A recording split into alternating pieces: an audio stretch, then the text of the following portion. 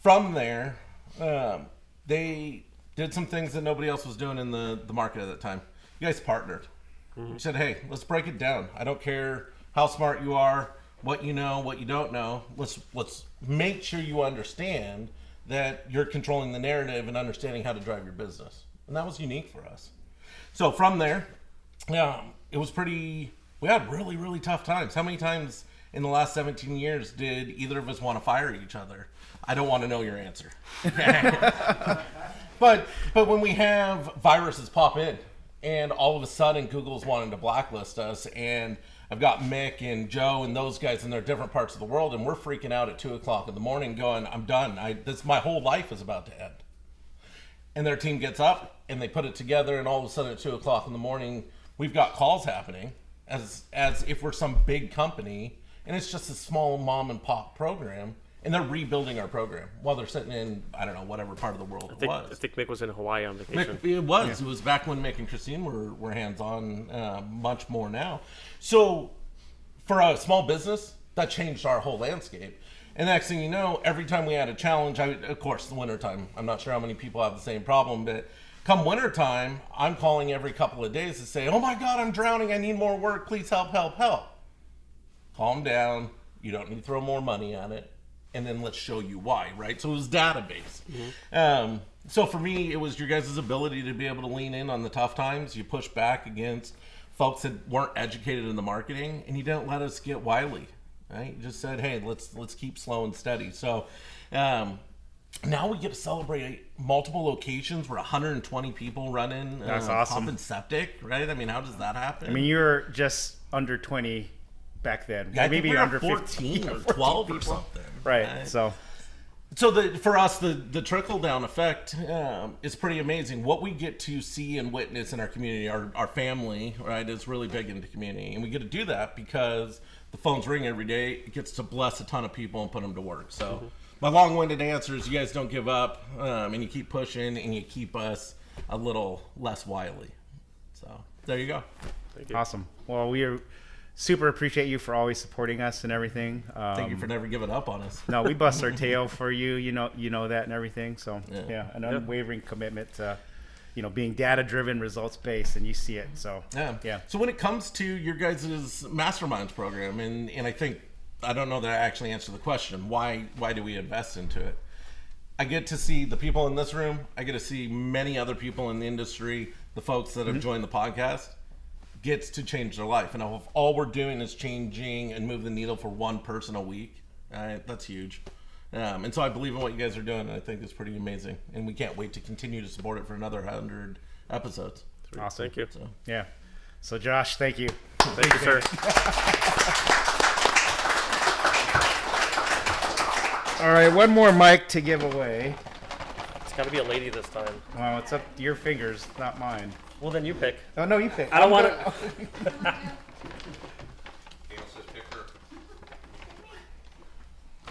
Holy crap, it is Gail. Oh, there you go. You manifested it. You manifested it and it came true. Thank you. So what I like about these microphones, it's actually the one that I use at my house, and you can mute them, and you can cancel out the noise background, and they're really good. You gotta sit down again and say something about the present. Well, now talking about social media is such a relevant topic for everyone, right? So our recently previous guest, Linnea, come on up. So. Mark,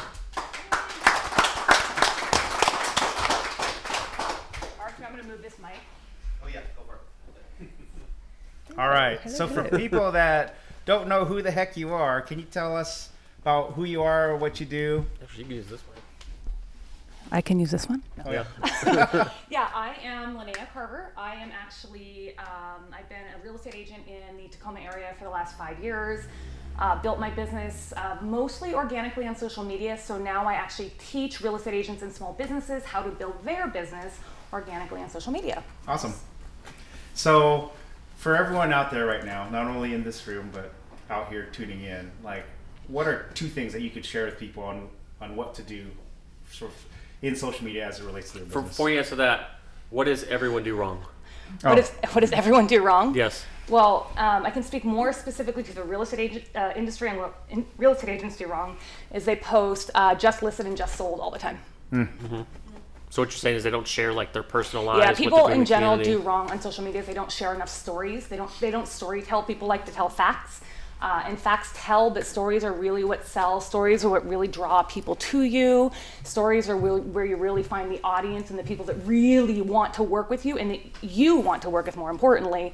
Because as small business owners, I didn't get into this business to work with people who are rude, who try to cut commission, who try to do all the things that I don't want them to do. Right. So I want to talk to the people who want the value that I offer. And the only way to find them is to share stories. So how about if you're just a bad storyteller, you're not good in front of the camera, you're nervous, the thought of it just tightens you up and puts you in your shell, what would you say to those people?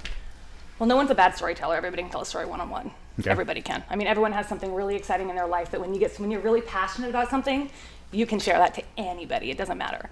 So I think for the people who are really scared to get on camera, well, the cool thing is, like on some platforms, you don't actually have to be on camera. You can post a picture on LinkedIn and have a really good story written behind it. You can do something on TikTok where you're just being silly and dancing with nothing and just tell a story behind it. Same with Instagram. So there's so many different ways to tell a story. I like to be on camera, you can probably tell. I like to be in front of an audience, but not everybody's like that. Right. Some people like to take pictures. Some people like to take pictures of other people and tell another person's story. So there's so many different ways to do it. So if you're starting out, what's the easiest story to tell? Like if I'm gonna commit to making my first video. Yeah. I'm super nervous. I'm not quite 100% sure what I'm passionate about. What's a type of video that is a good starter? The first thing for any small business owner is, why do you do what you do? Like that's a very first place to start. Like, what got you into the business? But then I like to tell people, like when they ask me, why did I get into real estate? Well, the first reason I got into real estate is because I wanted to make more money. But that's not the reason I'm in it now. So I got into it because I wanted to make more money, and it's a very lucrative industry as long as you do it right. But as time went on, I learned that what I really love more than anything is seeing the smile on someone's face when they think that the goal that they were trying to sell a house, they couldn't, and they couldn't get there, but then they did, seeing the smile. Or seeing the smile on someone's face when they actually have the keys to the first house after they had gone through years and years and years of trying to save up money. And now why I do what I do is because when I can see it connect, I can see it, it's like, oh my gosh, all I have to do to get in front of more people is to tell a story about someone else, and you see the connection, that aha. Right. That's how I tell a story. You start with what started it, but you keep going down. Like I try to go like 7 layers down Right. and figure out what's the real root of where that's coming from. What I like about what you post on social media is you do post your personal life and some aspects of your personal life. So it shows the people who follow you, like this is the person that I want to connect with, and you're putting out there of these are the types of people, in a sense, that I too want to work with. Yeah, like Gail actually just said a minute ago. It's funny. Creepies are really laughing at me because she's like, I like to have someone on here who can talk about exercise and why it's important. I'm like, oh, I can do that. I can do that. That's me, right? Because the reality is there's so much to the story of my fitness journey of when I was 20 years old to when I'm 45 years old, and what I've learned over that and what I've actually taken into my business and how I treat the people around me and how I treat my customers and how I treat all those people, that personal piece is really, really, really important.